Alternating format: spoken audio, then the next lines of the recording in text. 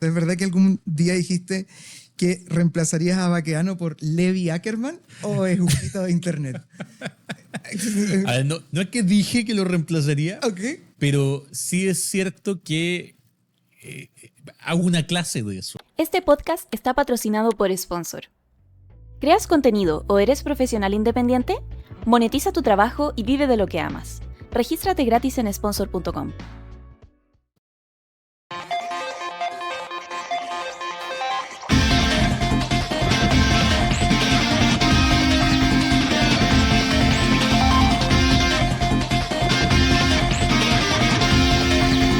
Bienvenidos al capítulo de hoy del podcast de Sponsor. Y el día de hoy tenemos a un invitado bien especial, Rodrigo Mayorga, que para leer tu descripción hay que apoyarse porque es un poquitito larga. Es como... En que todos esos como amigos que hacen un montón de cosas y como que es imposible escribirlo en pocas palabras. Entonces tengo aquí mi torpedo. Muy bien. Historiador, antropólogo y profesor de la Universidad Católica. Voy bien, perfecto. Bien. Licenciado en Historia de la Católica, magíster en Historia y después hiciste un máster en Educación en Columbia en el año 2015. Así es. Vale. Tus áreas de especialización son la historia de la educación ciudadana y la conciencia histórica. Así es. Y además... Eres director general de la organización y fundación Momento Constituyente, que busca entregar educación constituyente, contribuyendo al debate público y a los procesos de construcción colectiva del Chile de hoy. Correcto también. ¿Sí? Era larga. Sí. Sí, es larga. Sí. Y de ahí hay también un doctorado que no está... Aquí lo tengo. Lo tenía, viste, me lo salté. Doctorado en Antropología y Educación, también de Columbia. También en Colombia, sí. Viste, es larga. Es imposible aprenderse la memoria. Sí, no, y fueron muchos años haciendo todas esas cosas, entonces... Vale. Está bien, se agradece. Oye, bienvenido, pues, ¿cómo estáis? Bien, Juan, ¿y tú? Bien, Qué bueno estar aquí en este espacio de sponsor y que tú sabes, uno de mis plataformas favoritas en este momento. Muchas gracias, no, gracias por venir. Oye, nada, pues como que me gusta estudiar tanto a los creadores de Sponsor como a los invitados, entonces me llamó la atención como, ¿qué es la conciencia histórica? Buena, es una gran pregunta esa que estamos tratando de elucidar todavía. Pero bien en simple, como tú bien decías, yo soy historiador, o sea, me dedico a la investigación histórica, pero además fui muchos años profesor de historia y de universitario, pero en espacios escolares. Y en el fondo uno de los temas que me fascina mucho tiene que ver con o sea, la historia sí, el estudio histórico, pero además cómo te relacionáis tú con la historia, uno como ser humano. O sea, por ejemplo, el hecho de que yo piense que el pasado, por inventar algo, que todo tiempo pasado fue mejor, o que en realidad la historia va avanzando progresivamente y en realidad el presente siempre es mejor que el pasado. ¿Cambia la forma en que actuamos en el presente? ¿Cambia cómo nos relacionamos con otros? Si lo queréis poner un caso bien puntual, hipotéticamente, ¿habría sido distinto un proceso constituyente liderado por un grupo de gente que pensaba que había que refundar la historia de Chile que uno liderado por uno que pensaba que había que conservar todas las tradiciones? Así como ponerte una idea hipotética, no es que haya pasado en Chile. Entonces, ¿cómo eso, como la forma en que nos relacionamos con la historia, cambia la forma en que actuamos en el presente? Oye, tiene como harta relación, supongo, con lo que significa ser ciudadano, ¿no? O sea, como que tener conciencia histórica... apoya como esa... O sea, finalmente tiene que ver mira, los profes de historia siempre decimos que en el fondo la historia contribuye a la educación ciudadana. Y yo estoy muy convencido de eso, pero en el fondo lo que me llevó a este camino en el doctorado, en el fondo, y por eso que fue como el cambio de giro, de marcha, fue justamente la pregunta por... yo estoy convencido que la historia contribuye a la educación ciudadana, pero ¿cómo? Y en el fondo, claro, porque es distinto, por ejemplo, en un régimen autoritario, pensemos en la Alemania nazi de los años 30, también hay una enseñanza histórica que tiene que ver con la valoración del pasado alemán glorioso, todo el cuento, que contribuye a un tipo de ciudadanía que no es una ciudadanía democrática finalmente, sino que una ciudadanía autoritaria, basada en una identidad única, que sigue a un gran líder. Entonces, en el fondo, claro, la forma en cómo aprendemos la historia, yo creo, y es lo que he estado trabajando como investigador en los últimos ya vamos para la última década casi, Ya. sí claramente si la enseño de la forma A o la forma B puede tener incidencia en formar tipos de ciudadanos que son distintos, Claro. y que no todos esos tipos nos gustan. Eso también es Claro, importante, es importante. reconocerlo. Qué heavy. Oye, y ahí como colgando un poco de eso, ¿qué cursos impartes ahora actualmente? Mira, hoy día hago un curso que se llama Ciudadanía y Democracia, justamente. Es un curso ok. interdisciplinario abierto a toda la universidad, Bueno. con estudiantes de todas las carreras, que busca justamente hacer este tipo de análisis de cómo la ciudadanía, la democracia se construyen históricamente, pero son parte de disputas también históricas y en el presente. Un poquito romper esta idea. Yo parto a mis alumnos y les digo, todos estamos de acuerdo, si yo digo que la democracia es buena o que la ciudadanía es buena, probablemente todos vamos a estar de acuerdo. Pero cuando empezamos a escarbar un poco, nos damos cuenta que a lo mejor cuando yo digo la palabra democracia y la dice otra persona, no estamos hablando siempre de lo mismo. Lo mismo con la ciudadanía. Ese es uno de mis cursos.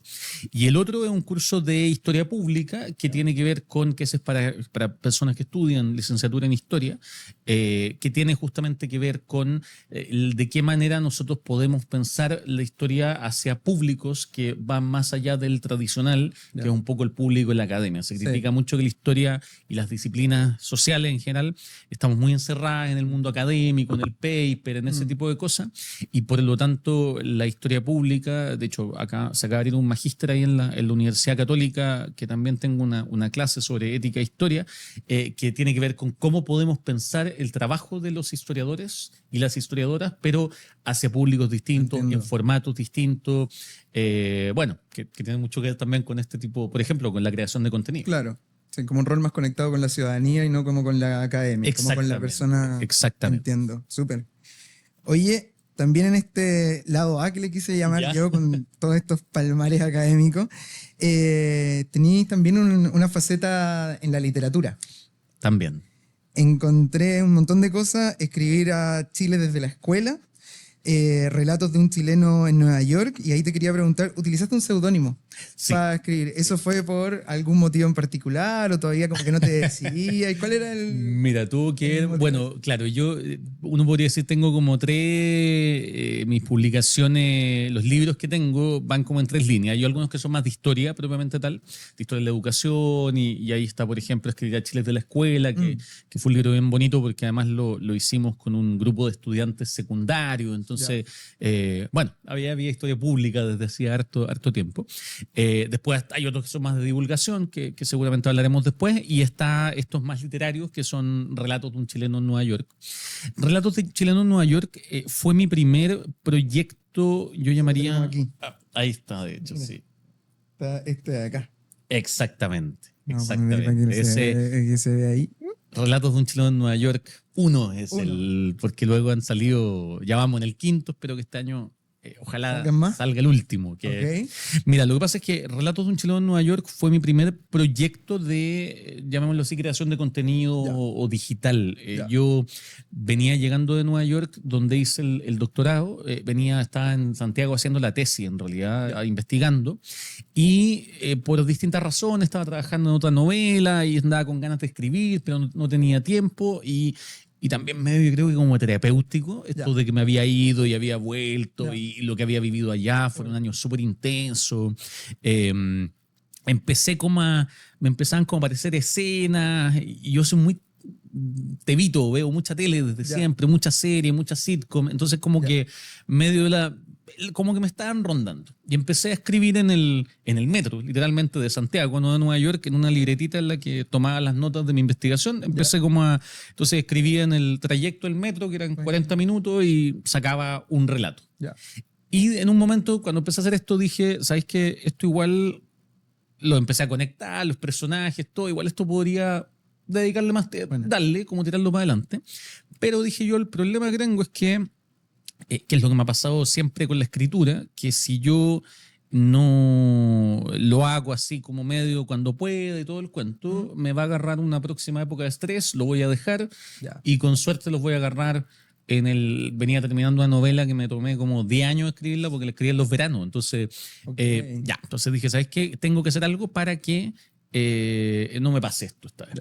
Y lo que hice fue que dije, ¿sabes qué? Si lo subo a Facebook, a una página, como que por último mis amigos lo van a ver, algunas personas, y tengo como una especie de obligación. Entonces me voy a obligar a seguir haciendo esto. Y lo subí. Y cuando lo subí, con una fanpage, lo subí en el fondo con el título de la fanpage, todo el cuento. Y la cuestión empezó a agarrar vuelo.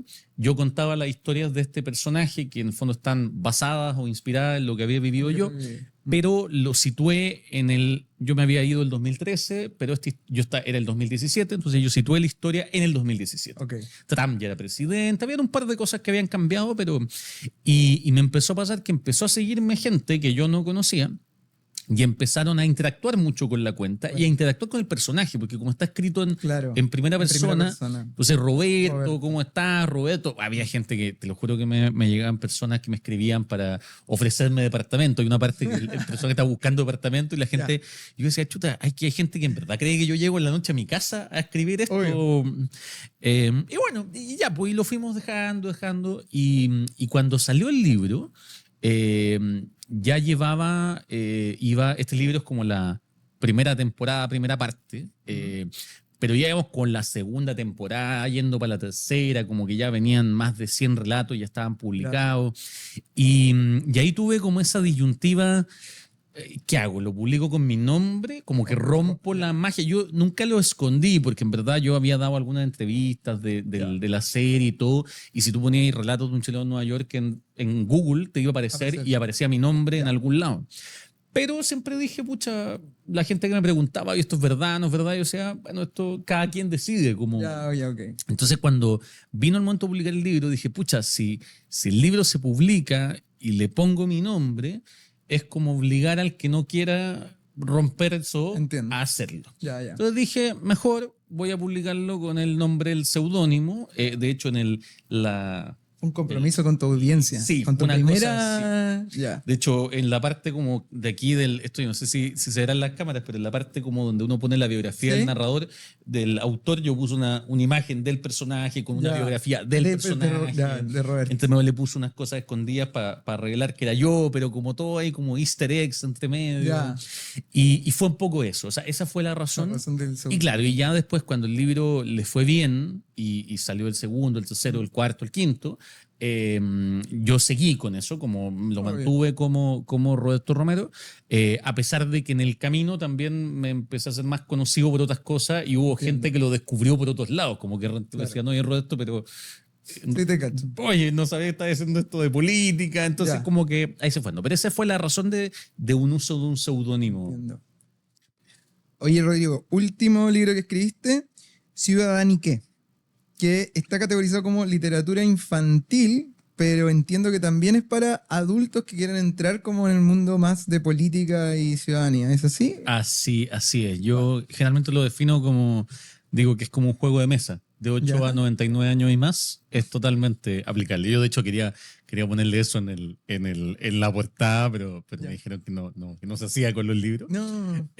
Pero sí, es un libro, claro, eso es como esta línea que te decía más de divulgación, si uno quiere, que es como una forma que se suele llamar a esta lógica más de la academia pública, de la historia pública, de las disciplinas públicas, porque en el fondo fue un libro que está pensado inicialmente como un libro de educación ciudadana, justamente para niños, niñas y jóvenes. Ese es como y un poco lo que me pasó en la medida que yo lo iba escribiendo es que me fui dando cuenta de, bueno, como dices tú, de que al final estas eran cosas que no es algo solamente que tengan que aprender niños, niñas y jóvenes, porque en realidad la deuda que Chile tiene con la educación ciudadana es tan grande que habemos muchas generaciones, nosotros incluidos, que no tuvimos este tipo de enseñanza y educación. Entonces, justamente eso me llevó a querer hacer un libro que, junto con lo del juego de mesa, yo siempre lo defino como una película de Pixar.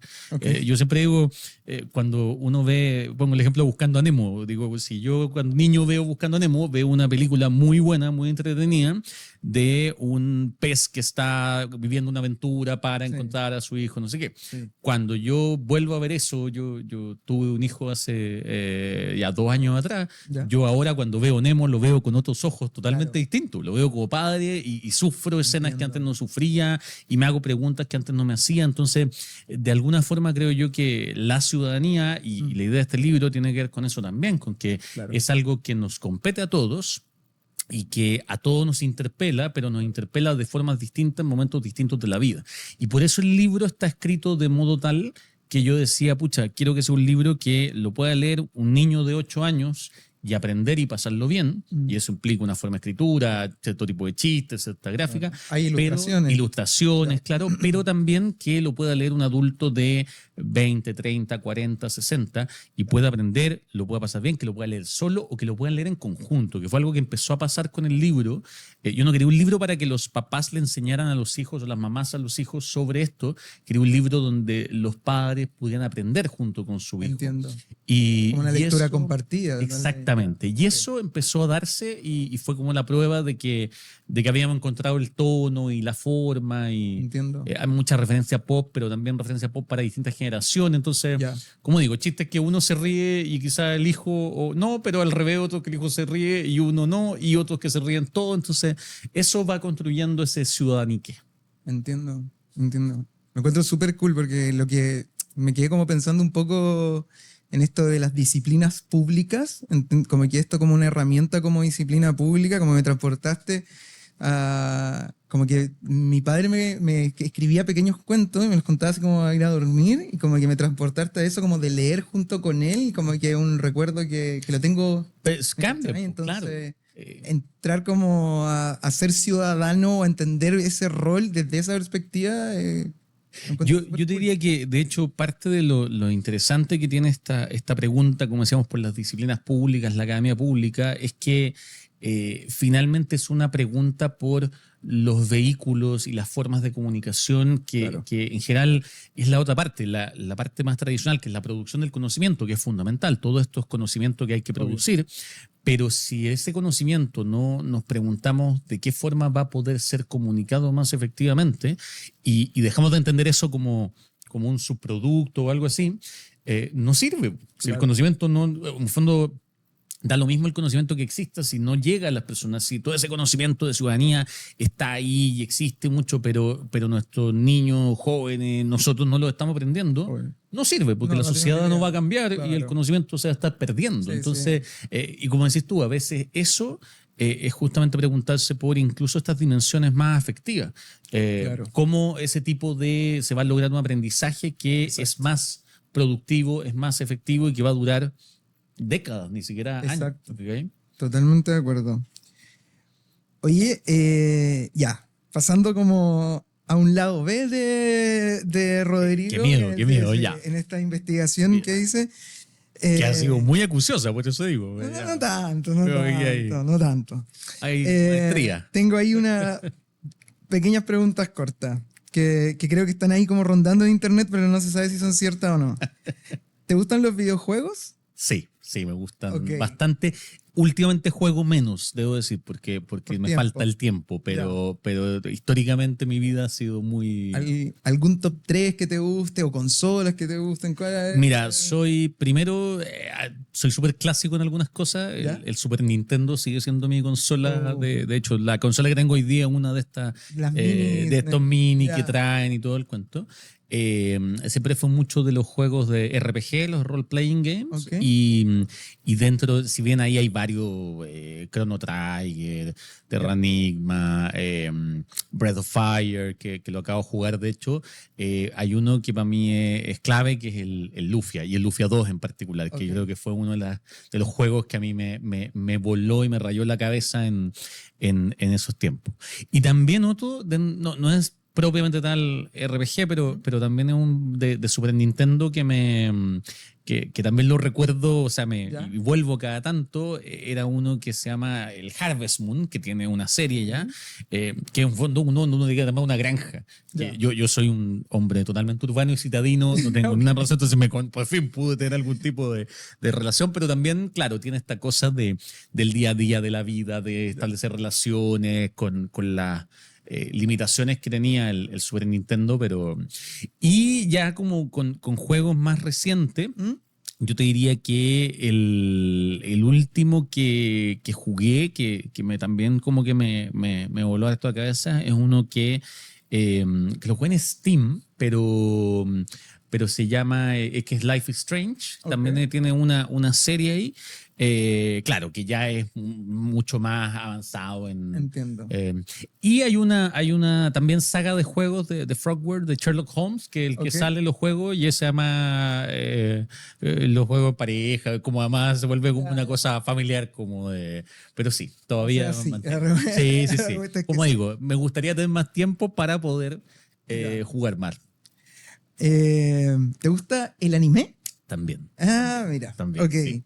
Sí, eso tengo más tiempo. Eso sí lo ¿Eso veo. sí lo Sí, veis? eso sí estoy Ok. ahí. ¿Y ahí cuál sería así como un top 3 o top 5? A veces es difícil Siempre. de decir, además que pasa por épocas. Claro, Pero algunos claro. que Hay te... algunos, ya, pero pensemos algunos. Sí. Ya, de nuevo, viendo lo más clásico, Evangelion, yo Ya. creo que es una serie, digamos, un anime que hay que ver en la Sí, vida obvio. alguna vez. Llegar al final, ver el segundo final, no entender No entender nada. nada, claro. Creo que eso es necesario como parte de la formación de cada quien. Enterarse que hubo protestas. por el Todo, final, conocer como todo toda lo una- que toda giró una en torno historia de... y Ya. pensar y darse vuelta, hacer teoría, ese tiene que ir sí o sí. Después, bueno, últimamente ha habido muchos muy buenos. Jujutsu Kaisen hace poco, es de los últimos que he estado viendo. Bueno, Kimetsu no Yaiba, Ya. Attack on Titan que terminó. Pero de los más recientes, quiero rescatar uno que es un shonen, se llama Shokugeki no Soma o Food Wars, que es uno Ya. como que toma todas estas lógicas de las peleas tipo Dragon Ball Z, el personaje Ya. que quiere ser cada vez mejor y todo el cuento, pero lo pone en un contexto de una escuela de cocina y finalmente las peleas son de cocina, entonces como que funciona, es genial. Yo es una serie que disfruté Ya. y me descubrí disfrutándolo profundamente. Y también de los más antiguos, porque no los puedo dejar, había uno que se llama Slayers, los justicieros, que lo Ya. dan en Etcétera TV en tiempos arcanos, que también es como esta lógica más medieval, fantasiosa, Sí, sí, RPG, sí. que también tengo mucho de eso entre mis gustos y que van a ser históricamente Una mis protagonista favoritos. hechicera, ¿no? Hechicera, Rina Inverse. Rina Inverse. Gaudi Gabriel, sí, era toda esa cosa que conectaba mucho con estos juegos de RPG, con rol que también jugaba, Claro, con Son los entiendo. Anillos, todo ese. Entiendo. Ahí estaría como un. Ya. Ahí en Jujutsu Kaisen pensaba está este personaje que hay como maldiciones, para las personas que no lo han visto, ¿verdad? Y como Véanlo, por favor. buena recomendación.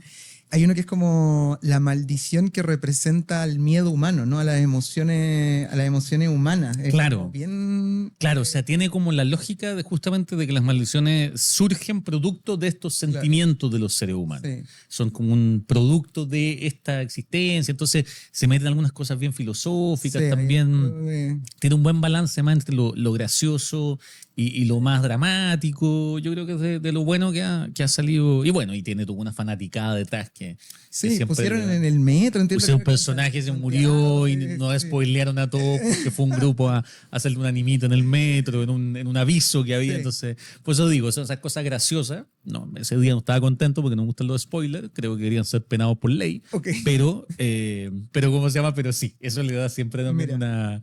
una dinámica distinta. Vale, mira, en la misma línea como más graciosa, ¿es verdad que algún día dijiste que reemplazarías a Baqueano por Levi Ackerman o es un grito de internet? A ver, no es que dije que lo reemplazaría, Ok.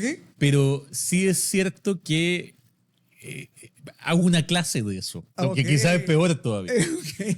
Hay una clase que tengo en mi curso de Historia Pública justamente donde analizamos desde la historia pública, desde la memoria histórica, todo el fenómeno que fue en su momento la estatua de Baquedano durante el estallido social y todo el cuento.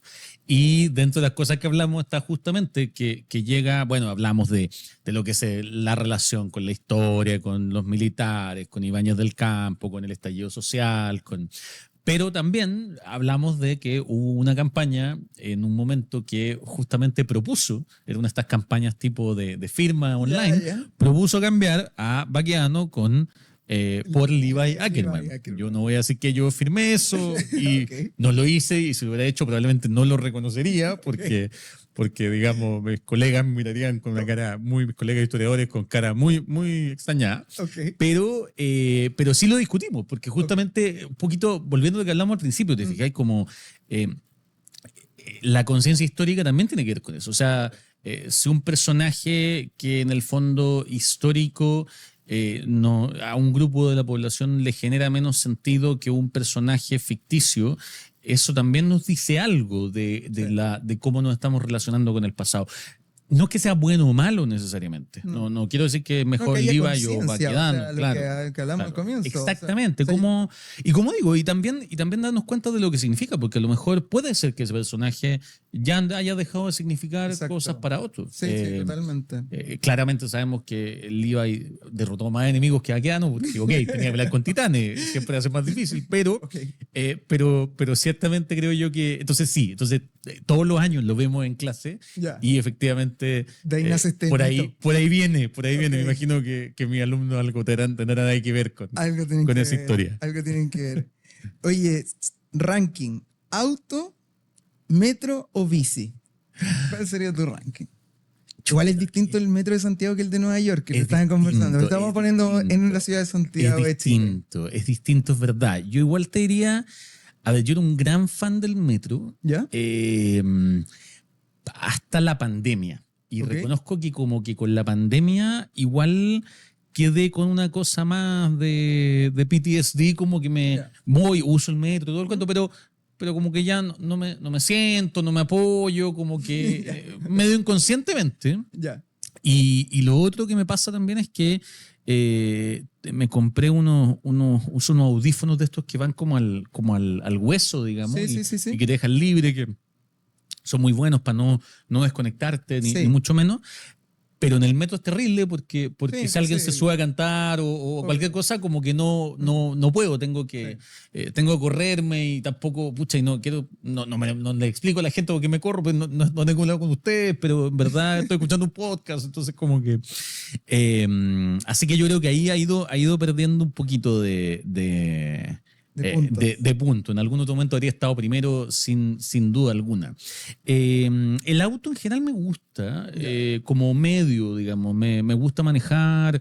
En general es un espacio donde también, si voy solo, puedo ir escucho estos podcasts yo hoy día. Entonces, en general los trayectos me funciona.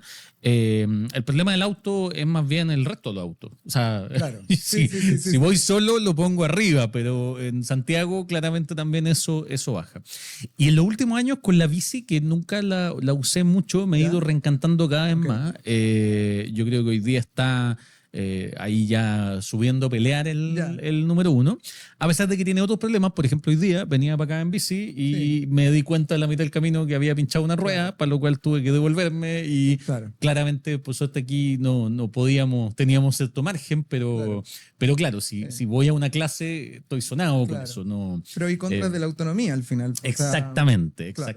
Y es más fácil de estacionar, de dejar, de todo el cuento. Entonces...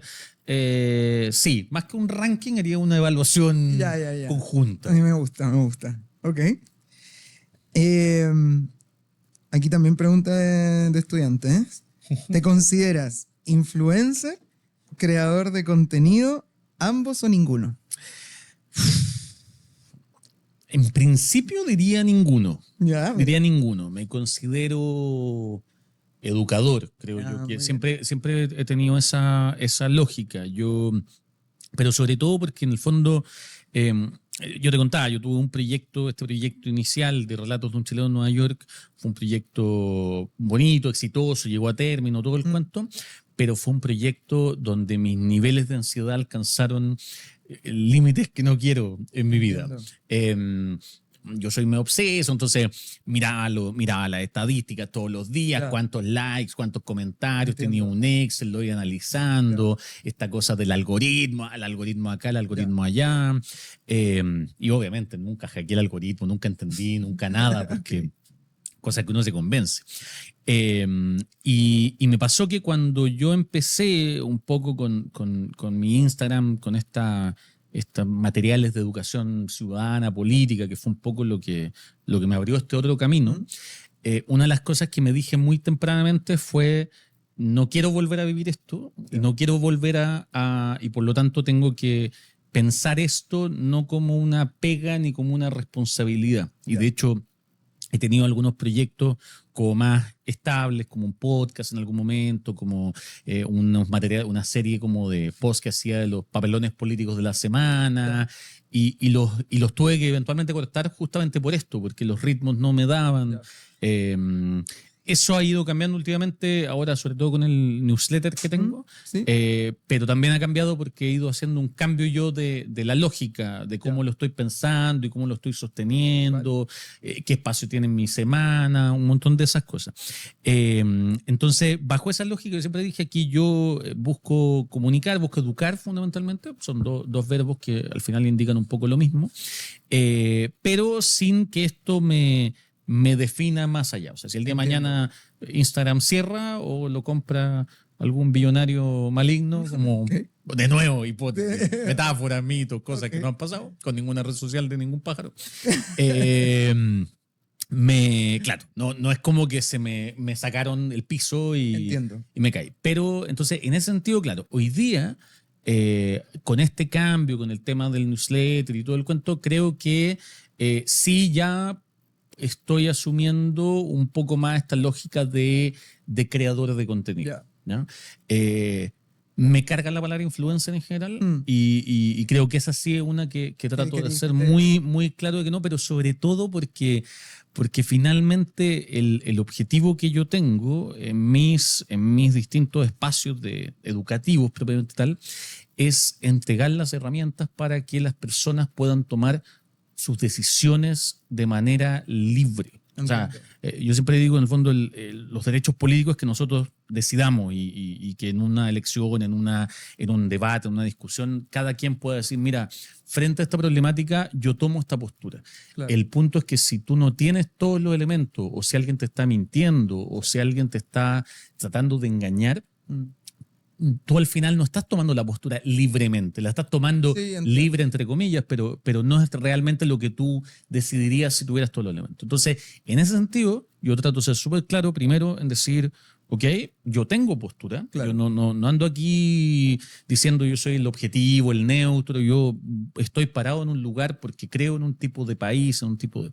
Y esta es, desde mi postura, teniendo tú en cuenta eso, mi análisis de ciertas situaciones, estos son mis argumentos, esta es mi evidencia, tómala, obsérvala, evalúala, pésala. Si te convence, ok, tú puedes sacar tus propios razonamientos. Si no te convence, la idea es que ahí están los argumentos para que se puedan ver. Entonces, la palabra influencer, que viene de esta idea de influenciar justamente. Claro. Está más centrado como en el individuo y no en el contenido. Claro, o sea, tiene mucho que ver con esta lógica de bueno, el influencer, la lógica como bien original de la trend, como el influencer es el que descubre un tipo de ropa o de anime o de cosa y en el fondo está generando una influencia para que otros sigan. Es como un trendsetter. Y yo en ese sentido no me interesa ser trendsetter porque creo que estaría fallando en lo que hago. O sea, si la gente... a mí a veces me pasa que hay gente que me dice, pucha, ay, ¿qué hago en esto? Como, ¿qué voto? Como, pucha... Y yo digo, no puedo decir eso, porque si yo te digo, vota esto, y tú votas eso porque yo te lo dije, estoy fallando, o sea, estoy contribuyendo a lo que no quiero que pase, que es justamente que tú digas, ok, yo te entrego todas las herramientas, pero si con esa herramienta, y es algo que viene mucho de mis clases, o sea, del ser profe y del ser profesor de este tipo de cosas en mundo escolar y universitario. Lo que me importa es que al final de un curso mis estudiantes no piensen necesariamente en lo mismo que yo. Lo que me importa es que hayan logrado desarrollar un pensamiento propio. Si ese pensamiento propio llegan a las mismas conclusiones que yo, bienvenido, genial, trabajemos juntos Claro. por eso, pero si ese pensamiento propio, con todos los procesos, los argumentos, las evidencias, te lleva hacia otros lados, perfecto, eso es lo que quiero. No quiero a alguien trabajando conmigo que me diga yo trabajo contigo porque te creo. Sí, claro. Entonces, por eso esa palabra de influencer en general, sé que se usa mucho, sé que hay gente que se viene Sí. como tal y no hay ningún problema, pero a mí en esto no me hace sentido. Entiendo. Súper. Solo puedes elegir una. Chuta. Star Wars, El Señor de los Anillos, Harry Potter, Game of Thrones o Dune. Solo uno. El Señor de los Anillos. Ok. Sí. Última No pregunta. estuvo fácil esa, no estuvo fácil para Estuvo nada, fácil. pero Ok.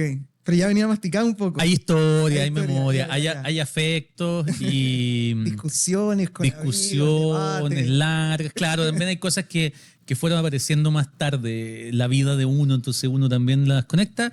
Y a pesar de que con el Hobbit estuvieron bastante cerca, claro, no han arruinado con la saga original con cosas nuevas, como en algunos casos ha pasado. Ya, ok. Última pregunta de este lado B. ¿Es verdad que que crearon un perfil de Tinder usando tu foto? ¿Es eso real? Sí, fue real, Ok, fue real, fue fue real. real. O sea, me llegó alguna vez yo estaba, claro, Claro, ¿cómo te en enteraste? Instagram, yo estaba y de repente alguien me mandó una cuestión y me dice, Rodrigo, apareció, una persona que me seguía, me dice, me apareció esto en Tinder, como que... Eres tú. Claro, medio como que te dicen, yo sé que no eres tú, Ah, pero ya. pero Pero como, tal vez sí, sí. no sabís, po. Y no, claramente no tenía... nunca Tinder, así que ahí, pero ahí Ok. estaba, claro, y además eran todas fotos que estaban sacadas de la cuenta, Entiendo. entonces era sí, no estaba verificado, ninguna cosa así, Ok. y como tal, así que ahí lo Buena descubrimos. anécdota. No ha vuelto a pasar, que yo sepa, Que tú sepas. pero sí, así que Tenía ahí un doble en Tinder. un dando estafador de vueltas. Un Tinder. estafador de Tinder, sí. Roberto Romero. Oye, me voy a agarrar del tema de creador de contenido. Tú estás ahí escribiendo un newsletter ahora, ¿verdad? Está en sponsor, se llama Hablemos de Política, al cual yo estoy suscrito, así que ahí te voy a hacer unas preguntas más como lector. Pero cuéntanos de qué se trata, para las personas que no conocen, ¿de qué se trata Hablemos de Política? ¿Cuál es como un poco el... Mira, la idea de Hablemos de Política es un newsletter semanal que lo que busca es justamente dice, informar de manera precisa, concisa y ojalá entretenida sobre un poco la actualidad nacional e internacional.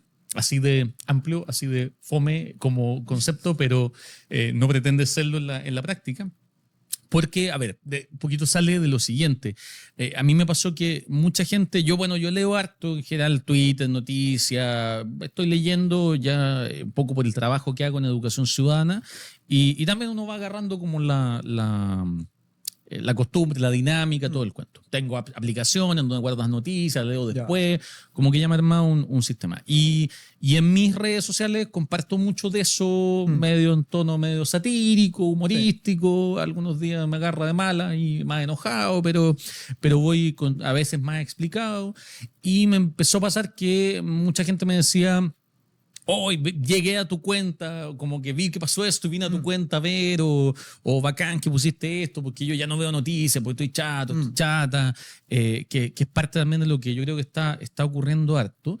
Y por otro lado también me pasaba que al momento de estas noticias, de compartirlas y todo, sentía que muchas veces faltaba, o sea, las noticias tienen un poco esta lógica por cómo funciona el mercado de la atención, de que el titular tiene que ser bien polémico y después la explicación hay un poquito más de detalle. El clickbait, ¿no? El clickbait. Entonces, y tiene que ver con esta lógica de que todos lo queremos lo más rápido, lo más inmediato y todo el cuento. Y a mí esa cuestión creo que nos hace mal. Nos hace mal, le hace mal a la democracia, le hace mal al...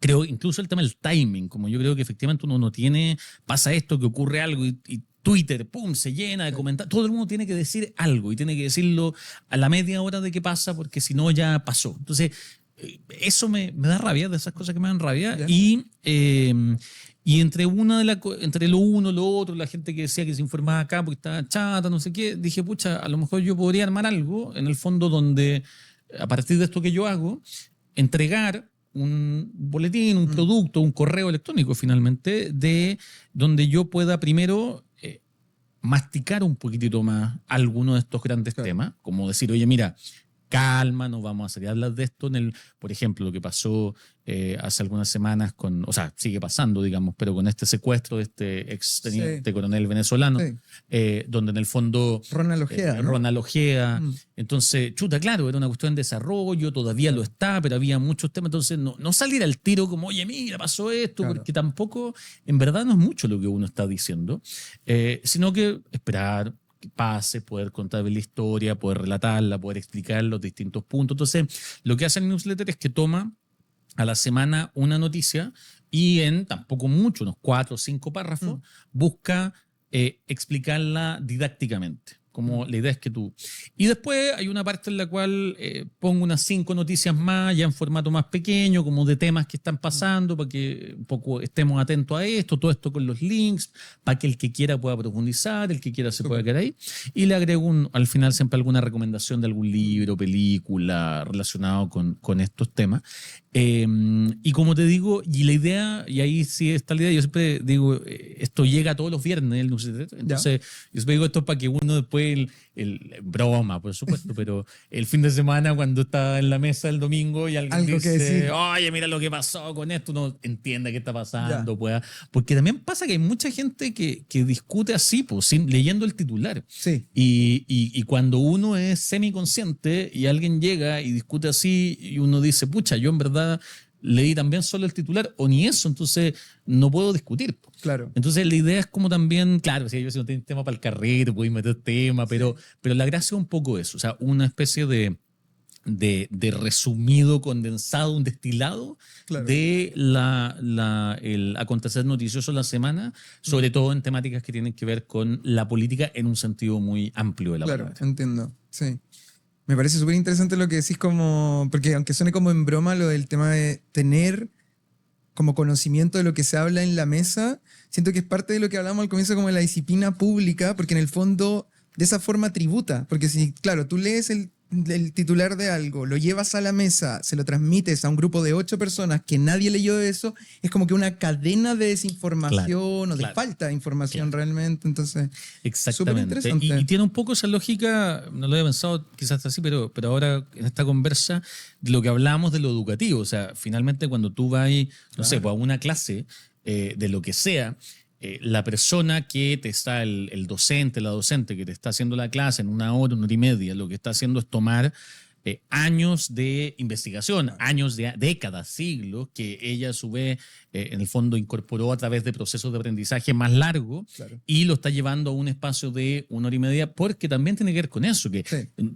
la gente no es que nos informe o no lea más o todo porque no quiera, porque es muchas veces porque no hay tiempo para hacerlo. Porque no hay. Entonces también ahí la lógica es decir, mira, un poco lo que el newsletter busca es decir, entregar algo, pero como decíamos antes, no algo basado en el clickbait, no algo basado en el impacto, algo para quien quiera sentarse a leer, que obviamente tenga algo de tiempo, pero el tiempo de leerte un correo electrónico, 5, 10 minutos, y como digo, con las posibilidades de ir profundizando también de acuerdo a lo que a ti también más te interesa, saber de dónde viene, eso también permite ver de dónde vienen las fuentes de lo que yo estoy diciendo y no quedarse de nuevo con mi palabra como si fuera la palabra de lo que hay que hacer. Sí. Bueno, yo me sentí súper identificado cuando dijiste como el que está tal vez chato de la tele o de los medios como tradicionales, como por ejemplo yo estoy suscrito un poco por ese, como que en ese rollo de, me da la sensación de que todo viene como de un punto de vista medio mercantilista o del clickbait, entonces como que desconfío de toda la fuente y no sé qué, entonces como que tener algo más masticado, es como el amigo que sabe mucho de un tema y que te habla y tú como que lo escuchás feliz porque no te está vendiendo algo, es como que tiene una intención genuina de compartir. Claro, o sea, como digo, a mí como suscriptor. Sí, es que esa es un poco como la idea, que no, como decís tú, uno de los grandes problemas que tienen los medios hoy día, más todavía con la crisis que están viviendo y todo el cuento, es que como todo está basado en las ganancias, que ni siquiera es la ganancia para ser millonario, es para sobrevivir, obvio. Desde el medio independiente más pequeño. Y las ganancias en general para los medios vienen desde el mundo del avisaje y vienen producto de los clics. Claro, se convierte en una especie de decisión lógica, terrible pero lógica, esto de generar el clickbait. Entonces, aquí en cambio no. Aquí a mí no me interesa si alguien lee el newsletter y no le hace ni un clic a ninguno de los links que yo di, me da lo mismo, porque lo que yo quiero es que la persona le haga clic porque quiere profundizar en ese tema de acuerdo a su cuestión. La barrera se rompe cuando la persona dice, ok, yo quiero dedicarle 10 minutos a la semana a leerme esto, y ahí, perfecto, si esa persona está dispuesta a eso, entonces podemos trabajar, podemos funcionar y esto puede ir avanzando. Y ha tenido una súper buena recepción también, que también yo creo que ha sido algo bien, habla bien de ese interés que hay. Bueno, de hecho, como para ir cerrando, le hicimos preguntas a los suscriptores de qué te querían preguntar a ti. Salieron varias, entonces ahí puedes pasar. Estas preguntas son de personas suscritas a Hablemos de Política. Y están bien variadas, ¿no? La primera. ¿Quién crees o cuál sería el perfil del guionista de Chile? Esa, a ver, voy a pasar, ¿Ya? pero voy a pasar y voy a dejarlo así porque, como dicen, se vienen cositas. Ok, sí. Hay un proyecto que se viene pronto, ¿ya? que tiene directamente que ver con eso. Ok. Y por lo tanto no me voy a adelantar A nada, pero me gusta. pasaré diciendo que esa respuesta va a ser respondida Ya. muy pronto. Ok. Lo puedes meter en el newsletter para esta persona Sí, que hay exactamente. algo. ¿Qué te gusta y no te gusta de ser profesor? Me gusta el contacto con los educandos, me gusta esa posibilidad de lo dialógico, en el fondo de que finalmente las clases se vuelven un espacio de aprendizaje. Hay un poco como pasa una entrevista, una conversación, yo creo que es entre personas, seres humanos, donde vamos desarrollando el aprendizaje, y creo que la sala de clase es un lugar que eso lo permite de forma muy, muy profunda. Que no me gusta, yo diría que en general, bueno, hay ciertas lógicas de cómo están construidos los sistemas de educación formal que tienen que ver con la necesidad de evaluar para acreditar. En el fondo, yo te evalúo para poder decirle a otro que tú eres capaz de esto, que es necesario, es muy necesario, pero creo yo que dada la importancia que las credenciales han ido cobrando de nuevo por estos temas de mercado, Claro. va a ser más fácil los procesos de contratación y todo, a veces eso pasa por encima del aprendizaje. Entiendo. Y eso también para uno como profesor se vuelve también una trampa en la cual, claro, no da lo mismo, a veces lo que importa es qué se logró y cómo, entonces eso tiene incentivos negativos para que la gente busque, no sé, pues, evaluar de formas que son más fáciles para parecer que hay más aprendizaje cuando no lo hay, y esa cuestión creo que nos atrapa mucho y que es muy difícil de salirse de ella porque es un problema sistémico. Claro. El desenfoque, el aprendizaje, el enfoque. O sea, el aprendizaje como una segunda prioridad cuando debiera ser siempre la primera. Entiendo. Lista de las 3 mejores y peores cosas de la política chilena. Ya, de las peores, para no hablar de Garan, porque podríamos hablar No, claro. 17 horas, pero Sí. Pero de las peores, yo diría, uno, sin duda alguna, la lógica adversarial que se ha tomado esto, sobre todo en los últimos años, pero esta idea como de que la política se trata únicamente de ganar a toda costa, y que todos los costos en el camino dan lo mismo para eso. Eso es un primer tema. Segundo, creo yo en la falta de autocrítica. Creo que en general, lo digo siempre, somos súper rápidos, y eso nos incluye a todos, a la ciudadanía, pero a los políticos particularmente, de apuntar con el dedo cuando hay algo malo al otro lado, en el otro bando, por así decirlo. Claro. Pero cuando pasa con alguno de los míos o conmigo, pucha, mira, hay que entender, hay que esta cosa como es como el principio de inocencia corre cuando es mi correligionario, pero no cuando es el del otro. Esa cuestión me revienta, y creo que pasa demasiado repetidamente. Una rúbrica de evaluación diferente. Exactamente. Exactamente. O sea, que al final vuelve esta idea de que uno dice, pucha, esto es por ganar puntos o porque realmente te importa el tema.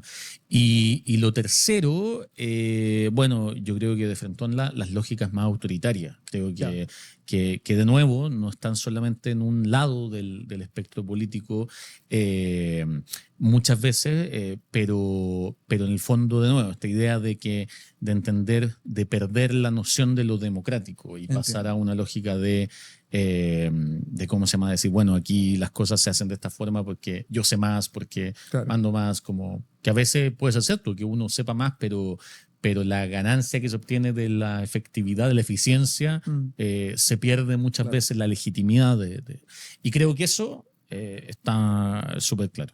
Supongo que esa es la pregunta y no me querían que dijera 3 personajes de la política, que también podríamos hablar. De hecho también podríamos hablar largamente. Pero, y de lo mejor, pucha, 3 cosas.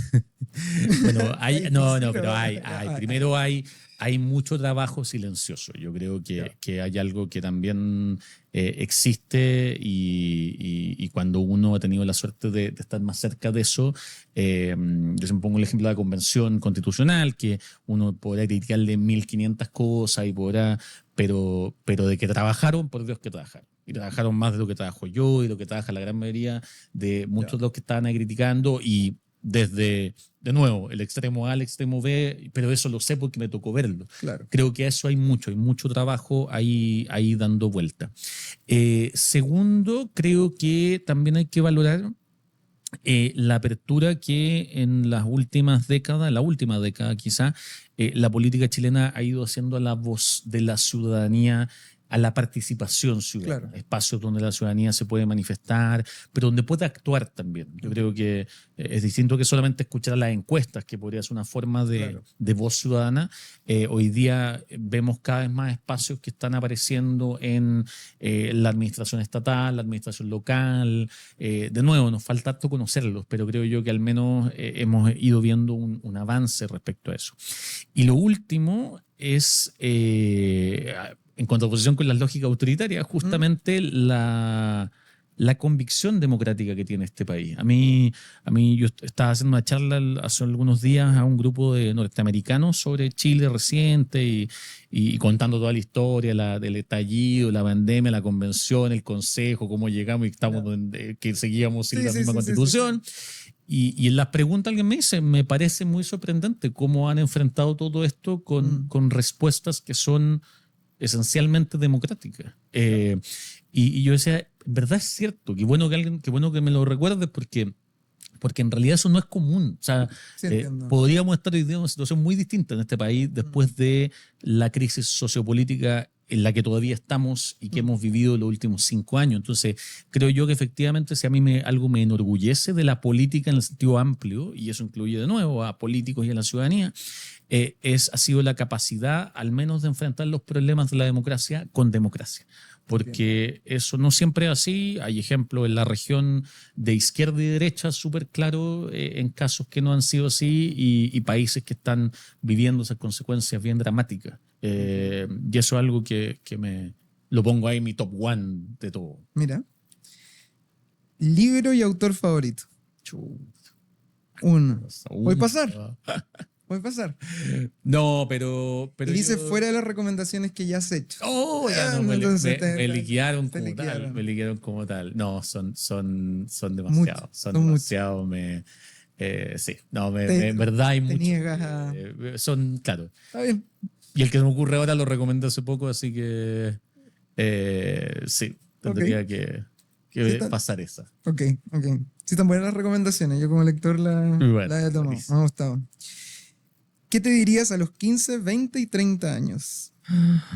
Rodrigo se pone una máquina del tiempo y llega un papelito nomás, un tweet. No, a los 15 me diría... probablemente me diría algo parecido en todos los momentos. Que tendría mucho que ver con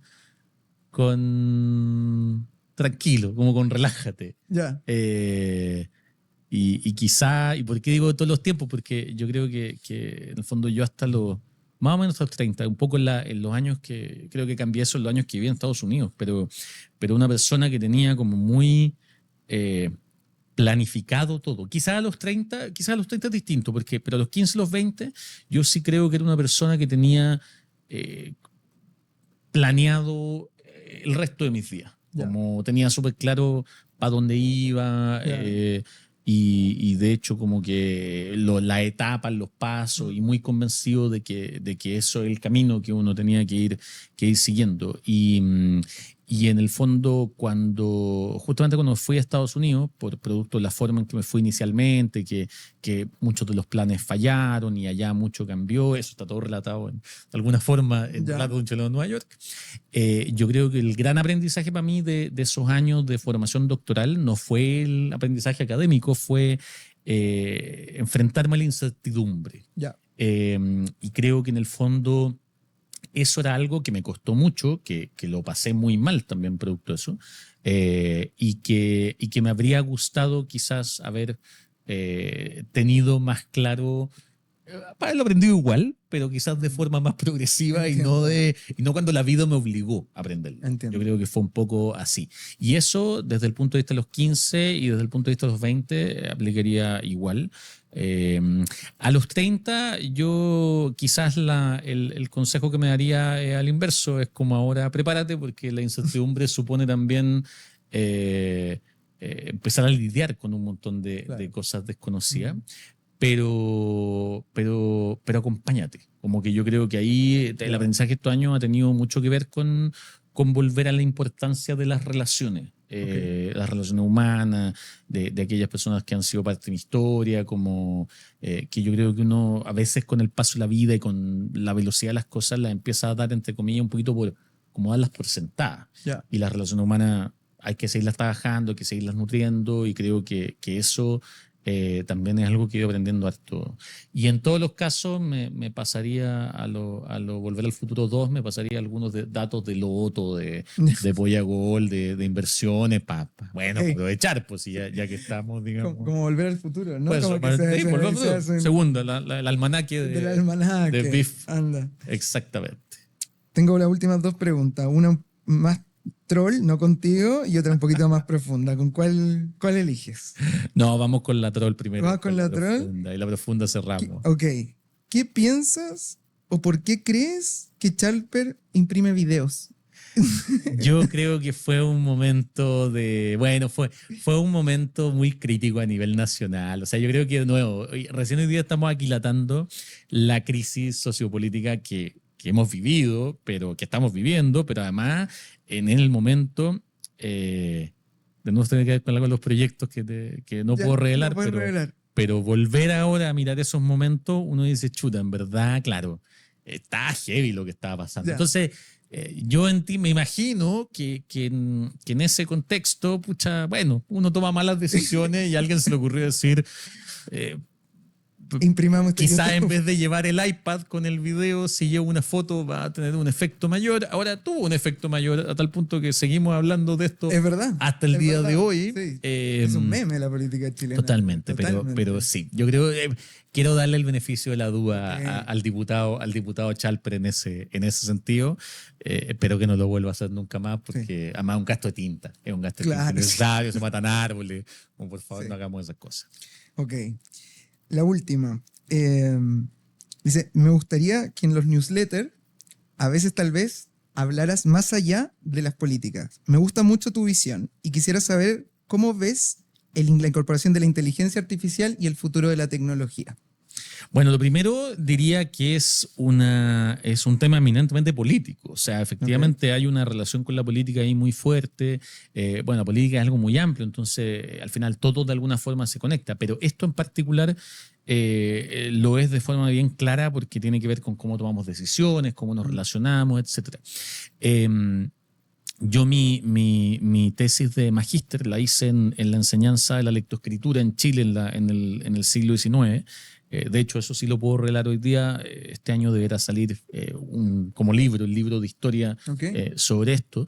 Y una de las cosas como que descubrí es que la escritura es una tecnología también, y una tecnología que cambia los modos de relación, porque la escritura permite, en una sociedad oral que pasa a ser una sociedad escrita, ahora la palabra ya no es el único vehículo, las palabras duran más tiempo porque no se apagan una vez que la voz se apaga, viajan más lejos y eso también va cambiando incluso cómo mentalmente nos relacionamos con el mundo. Por ejemplo, la memoria se hace menos necesaria. Sin escritura, la memoria es todo. Lo que se olvida se pierde. Claro. Con escritura, la memoria es menos necesaria y por ende vamos perdiéndola. El músculo, por así decirlo, se va agarrotando, pero al mismo tiempo otros músculos se van reforzando. Y eso pasó también con lo digital, con el cambio de lo secuencial al hipervínculo, esta cosa que, claro, hoy día tenemos menos capacidad de atención, porque no es menos necesaria en muchos casos, Claro.